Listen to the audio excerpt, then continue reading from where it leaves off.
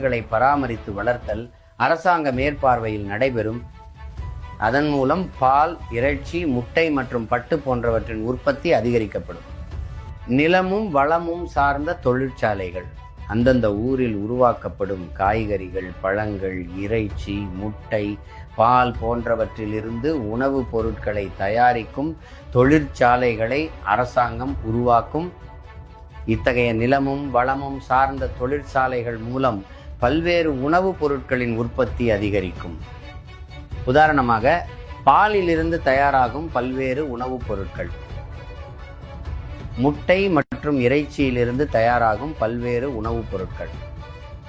அந்தந்த ஊரிலேயே அரசாங்க வேலை. விவசாய நிலங்களில் மற்றும் அரசாங்கத்தால் உருவாக்கப்பட்ட தொழிற்சாலைகளில் படித்தவர்க்கும் மற்றும் படிக்காதவர்க்கும் அரசாங்க வேலை அமைத்துக் கொடுக்கும்.